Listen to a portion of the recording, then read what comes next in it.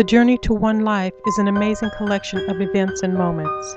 The journey involves millions of people and spans hundreds of thousands of years and many miles over land and sea. The journey to one life is a miracle. This is my journey.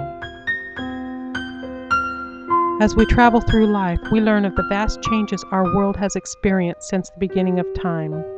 We discover the many ways Earth has evolved over millions of years, with the shifting of land and the formation of new waterways. When does life actually begin? The miracle of life is a wondrous event that involves so much more than we have long believed. Your life and my life and the life of every human existence began years before the moment of conception. Each of us is a diamond waiting to be discovered. As I began my genealogical research 15 years ago, I was not aware of the fantastic journey of discovery that lay ahead.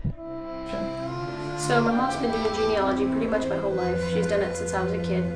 I can remember her finding lots of information on our ancestry, on our relatives. She compiled names and dates and locations, and she added photographs as they became available, one dating back to 1849.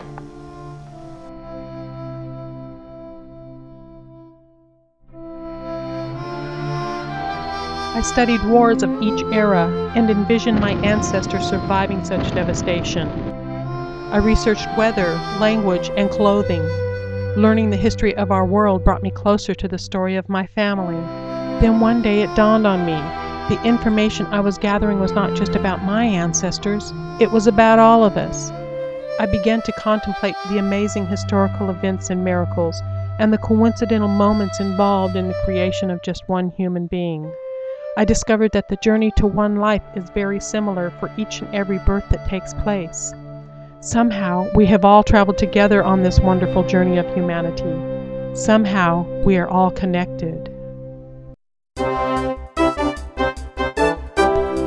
We interrupt this program for a special report. An amazing discovery has been made regarding our ancestors. Did you know that with each generation, the amount of people in your direct ancestral line doubles? Terry Crissetti has the story. Yes, and it's amazing. You're one person. You have 2 parents, you have 4 grandparents, you have 8 great-grandparents, and so on. By the time you calculate your 20th great-grandparents, approximately 550 years before your birth, there are over 4 million people in your direct bloodline. Somewhere in this world, 4 million men and women got together to have babies, and their descendants continued that process to the day of your birth. So let me see if I understand you correctly, Terry. You're saying that every person in my direct ancestral line has to participate in this process in order that my birth would someday take place. Yeah, that's right. If just one had fallen to the wayside, you would not even be here. Back to you, Janna. That's amazing. Thank you very much for that special report. In order to account for every human being alive today, there would have been zillions and trillions of people roaming this earth between 500 and 600 years ago. But there have never been that many people on earth at any one time. The only feasible explanation is that we all share common ancestors. My ancestor might be related to your ancestor at some point in history.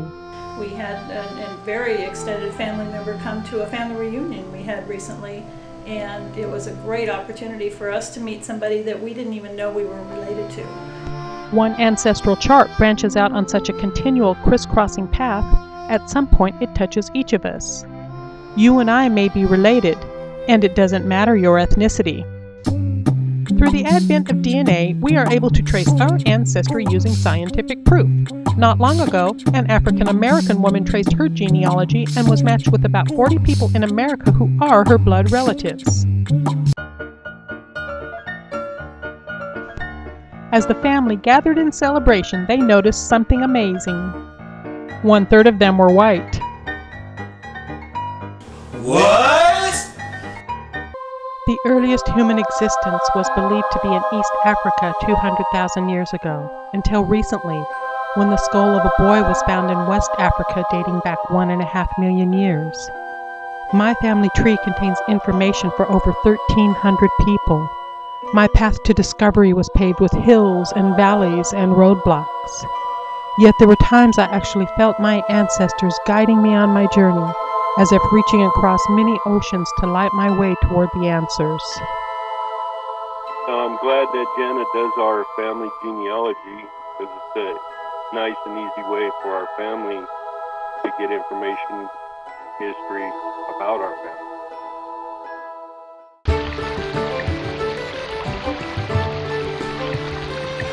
Around 1755, my ancestors lived in different parts of the world, including America under British rule at the time.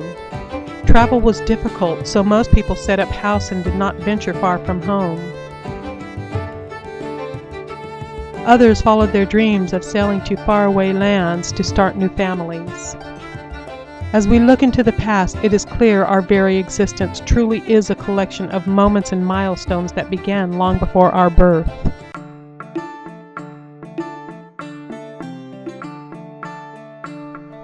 In 1754, my fourth great-grandmother, Martha Fossmark, was born in Norway, the fifth of 7 children, including a twin brother. Yet Martha was the first to survive to adulthood. Had she died in infancy as her 4 siblings, my life would not exist. Martha's survival led to many Fossmark descendants.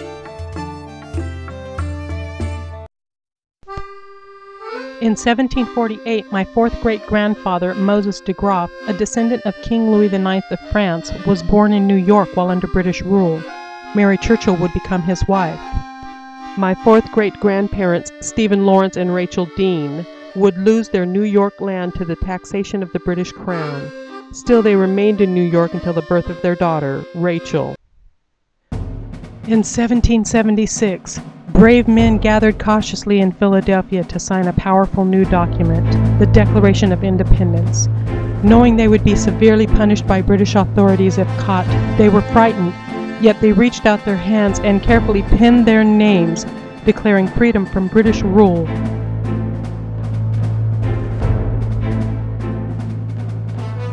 Still, the battle for independence loomed.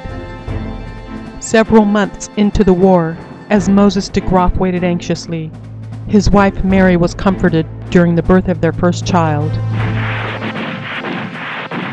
With the fight for freedom raging in the landscape outside their home, that I might someday share my story, baby John de Graaf was born, healthy and strong. When I think about all the wars and natural disasters and other major historical events that our ancestors survived, it's a miracle any of us were ever born. In 1758, James Barnes was born in Madison, Kentucky. 12 years later, his future wife Isabella was born in Rowan, North Carolina. Isabella's family moved to Kentucky where she met James. If not, I would not be here. In 1758, my fourth great-grandfather, Brian Bruin, was listed as a member of the Virginia militia during the French and Indian War, under the leadership of Colonel George Washington. Washington's outstanding record of victories helped to ensure the survival of my fourth great-grandfather. Did Washington play a role in my existence? Brian Bruin's grandson, named after his grandfather, would marry Margaret Flaherty, the daughter of Ralph Flaherty and Rachel Cannon. This union led to the birth of my great-grandmother, Burla Vesta. In 1812, 19-year-old Nicholas Ocamb left Connecticut for Pennsylvania to enlist in the U.S. Army. The War of 1812 commenced 10 days later. Nicholas fought valiantly for 2.5 years. With the war nearly over, Nicholas was in Erie, Pennsylvania, tired and cold and hungry. He made the difficult decision, as did thousands of other soldiers, to walk away.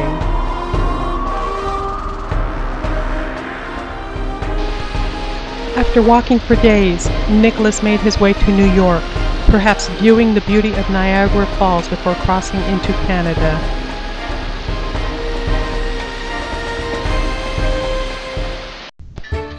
The de Graaf and Lawrence families left New York for Ontario, Canada after the Revolutionary War. John and Rachel were married and they had a daughter, Diana. Diana married Nicholas and they had 12 children. Their 12th, Henry Ocamb, is my great-grandfather. Henry left Canada for Kansas City, Missouri, and married Berla Vesta. I exist due to these many choices. In 1863, Elijah Jones died during the Civil War, leaving his widow, Delilah, with 2 children. 2 years later, Delilah married Silas G. Hovey, and they had a son of their own, Silas Beaumont Hovey, my great-grandfather.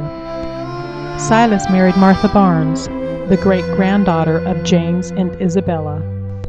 If Delilah's first husband had survived the Civil War, I would not be here to tell this story. When Janna Nelson left Sweden to work on the Fosmark farm in Norway, he met Annie Fosmark and fell in love. Annie's parents, Johannes and Carrie Fosmark, immigrated to America with their children in 1886. As the Fosmarks prepared to board the ship to America, Monta could not bear to be without his beloved Annie, so he followed her. 2 years later, they were married in a schoolhouse in Barnes County, North Dakota. Johan Anderson and Carolina Bratt immigrated from Sweden to America in 1886. They were married in 1889 and set up house in Michigami, Michigan, where they had 11 children. My great-grandparents had 31 children between them, including Nels Nelson, Ida Anderson, Lawrence Ocamb, and Elizabeth Hovey, my grandparents. During World War I, Grandpa Nels was drafted into the U.S. Army. As he boarded the ship, prepared to do his duty, he heard cheers of celebration. The war was over. Grandpa Nels returned home to Shelby, Montana, safe and sound. Grandma Ida had 10 siblings. 1 died as an infant. 7 died of scarlet fever during the 1920s. Grandma Ida survived and became a school teacher in Montana, where she married Grandpa Nels. They had 4 daughters. The first 2 were stillborn, and 1 son, my father, Janna Nelson. My daughter Janna has been doing this sort of thing, accumulating information and recording it for the family, and it's a natural curiosity of hers, and she is driven to chronicleize the lives of her family. Grandpa Lawrence worked for Union Pacific Railroad in Kansas City, Kansas, but was transferred to Junction City, Kansas, near Fort Riley Army Base. Grandma Elizabeth was the 2nd daughter born to Silas and Martha. Martha died during childbirth with my grandmother. Had Martha died with her first daughter, my grandmother would not have been born, nor my mother, Barbara Ocamb. In 1951, my father joined the U.S. Army and was stationed at Fort Riley Army Base near Junction City, Kansas. As a talented musician, he joined the Army Band. My mother loved music, and through this common interest, my parents met. They raised 5 children in Sacramento, California, where I too became a mother in 1984. As you plan for the future, remember the past. Each of us is a composite of the many choices and actions of millions of people over hundreds of thousands of years. If these moments did not play out as they did in my ancestral history, I would not exist, nor would my daughter Lacey, and you would not be watching The Journey to One Life.